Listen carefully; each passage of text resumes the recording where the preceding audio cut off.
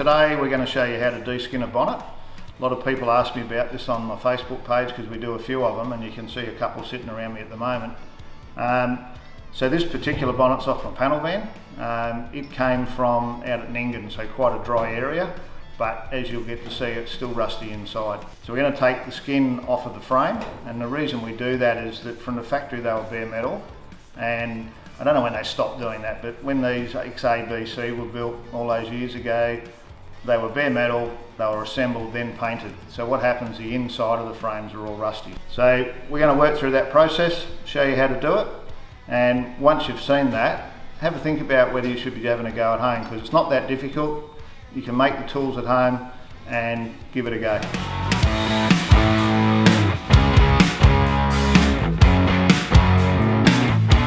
Okay, so there's a whole lot of footage. I've got it on the phone here that we've done in bulk, so I'm going to talk through that as we do it.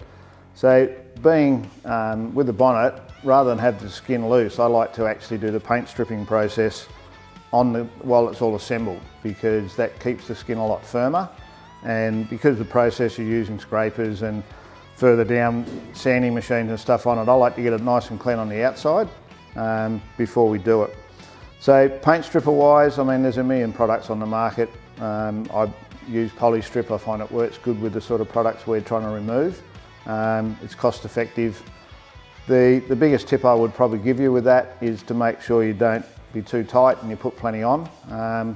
And you'll see there we're covering it with plastic. So that's some of our masking plastic. You can use Glad wrap, really any form of plastic. And all I'm trying to do there is to limit the amount of evaporation so it lets the actual product do the work.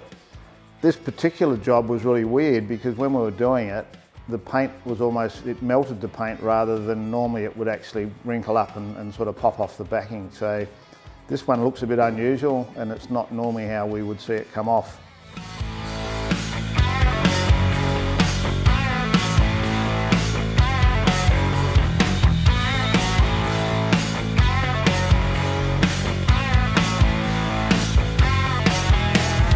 The next part of it really is about trying to find all the spot welds, and in a lot of cases you can just use a bit of sandpaper. This particular bonnet, they were a little bit harder to find, so we've actually cleaned it up with a strip disc on the grinder. Stripping the outside edges, pretty much any paint, we use them on right through the process. I find these really good. You can buy them without the backing that go onto sanding machines. We've got big ones that you'll see later in the series, but these ones just go on your grinder. We've got 100 mil and 125 mils. As long as you don't put too much weight on it and too much load and put too much heat into the panel, I find them really good. So to remove the skin, we've got to find those spot welds on the returned edge and also on the front edge.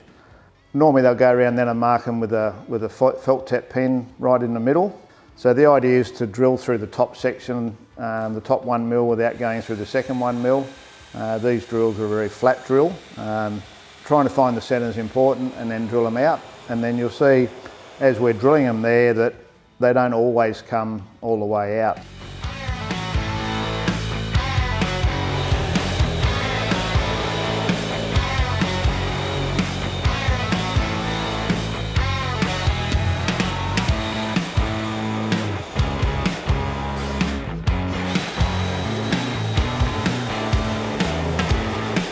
So spot weld drills, this particular one we've been using for a while now, they're all the same design if you like, but when you look at the drill itself, the size of that tip, the point is fairly critical, because if it's too big then it drills right through the second layer as well. So the least it drills through the better, and we've found these really good, and they're sort of readily available from your hardware place, or I think these at the moment we get from BOC or somewhere like that. So I just buy them in bulk and stick them in the cupboard and all good. Once you've got those spots out, we use like a wood chisel. We've got 2 or 3 different shaped wood chisels that we use. We then go about lifting that outside edge. So the first thing is to get it started. We've got a couple of different chisels, got a small one, a wider one with a bent end on it. They're just normal woodworking tools that I've bought over the years. I find that if you've got a chisel that's nice and solid with the steel going right through, is beneficial. And then really it's just a bit of brute force to get that lip up. And then once you've got the lip up, we use those pliers that we've made to be able to actually straighten it up.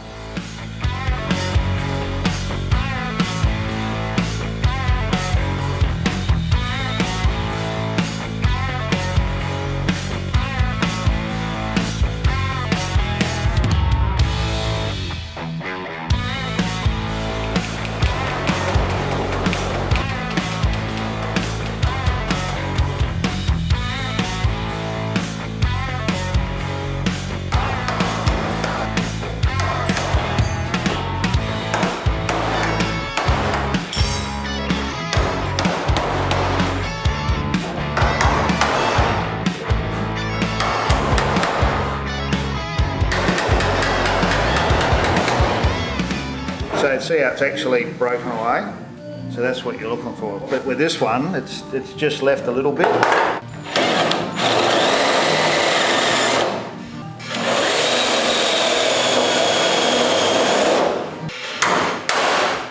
Bang.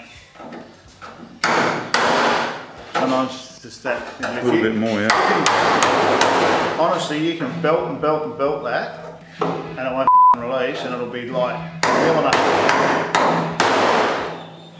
And all you do is a whole lot of damage, so sometimes you're just better off making the hole a little bit bigger. So the tools we use, we've developed ourselves, and Darren primarily developed these. I did the first couple of bonnets and then shown him how to do it, and then we've developed the bits and pieces we use. So they're just a set of adjustable pliers, and you'll see when we do a close-up, just got a flat on the jaw here to pull the skin up, and then this part here has been shaped almost like a tile pincher. So that's those, so you'll see them being used. And then the wood chisel, my dad was a plumber and they used to use wood chisels for all sorts of things, but this particular chisel's worked out really well, so it's just been reshaped. And you want something solid, preferably with a steel end. This one, the steel goes right through, so when you're giving it a fair sort of bang, it doesn't fall apart. So that's the chisel, and then the other one is another wood chisel. It's just a cheapie, but once again with the steel on the back. And we use those to get the prize apart. Once you've drilled those spot welds out, you need something nice and sharp with a good taper, and something you can bang away at and not break the handle. There's probably a lot of professionals out there that say there's different ways of doing it. This is just what we've developed to enable us to do it fairly quickly, in our own time frame, without wrecking anything. I'm sure when you go out there you might find there's some professionally made pliers to do the job. We've developed these, we find they work really well for us. So you don't have to have all the best tools, you just got to have the know-how and be able to do it. Okay, so I've dodged a bullet. I've had Darren here and I've been doing other things, so he's released all the edges, drilled out the spot welds, and I haven't touched it, so that's the way to do it. Now I'm going to release this shell from the skin. So from the factory they use that horrible sealer that goes all the way around. Normally it's hanging out everywhere if it's been really heavily put on. This one looks like it's probably going to come off reasonably easily, but some of them are absolute pain. So normally we use a scraper, so something that's reasonably flexible. And then obviously we're trying to make sure we don't damage the outside of the skin, and we're trying to release it. So like I said, this one's got virtually none in it. Some we've actually had to get in there with a hammer and a rubber mallet. Righto, so once you've worked your way around, and I mean, it can take anything from 5 minutes to half an hour, maybe an hour. I think the worst one you've done, that yellow thing took forever. So you just got to play with what you've got and work out what you've got. Be careful of the outside skin. And then once we've done that, we'll now see whether we can get the shell to come off. So we try not to push these too far up, but they need to be up far enough. And then you'll see in there when this comes off just the rust that was there. So we'll try and release it out of there. Okay, so miraculously everything got painted and stripped. So clearly the footage went missing, can't find it, bloody computers, who knows. So I've put it back together now. So this is part of the next series when you're watching. Darren and I are just going to pop this out the way we did previously that didn't get recorded or what happened. So we'll show you that, and then you'll see the rest of the process. So to do this, we're just using the same scrapers pretty much. I love these. These are a Bunnings out of the paint shop for rollers and stuff, but they're quite solid. Got a nice sharp edge and a point. Got plenty of those laying around. And then Darren's got one of the flexible ones over there.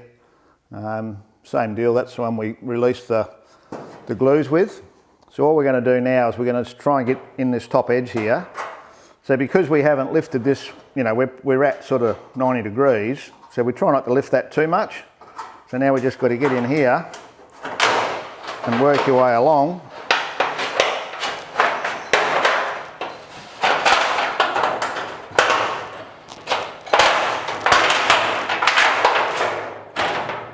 Now, provided you've got all these spot welds properly that we showed earlier, that will just come out, and if all the glue's released. If it doesn't want to move, and like I said before, this one didn't have a lot of glue on it, but if you've got a little bit left, don't force it. You've got to find why it won't come off. Might be a spot weld, might be a bit of glue, and then voila, she's off.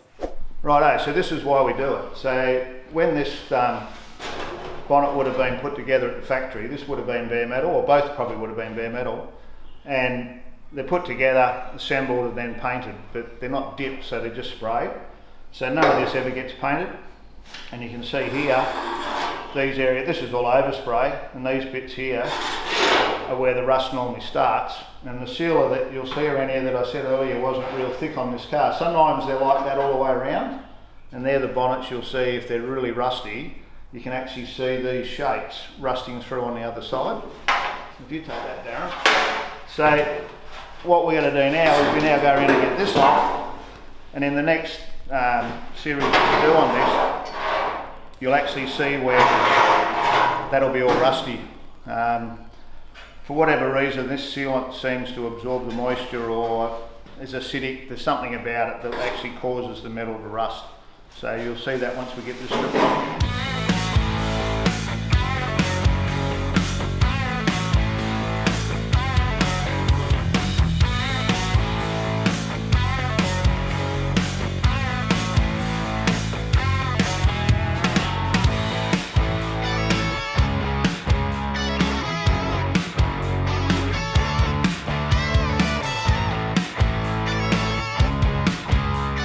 What we put together now, there'll be enough information there. We'll do one segment on that. The next one will now go about removing this glue without making too much mess of the skin, and then get rid of the paint, and then we've got to work the rust up, because there will be rust in all these areas, and obviously these here, we want to make sure that this doesn't happen next time.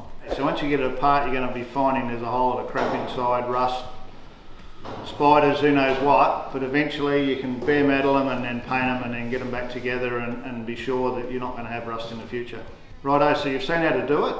Now have a crack. Why don't you get a bonnet, either your good one or an old one, have a go. It's not that difficult. You just need to make sure that you take your time, don't rush it, and you too can end up with a nice looking bonnet.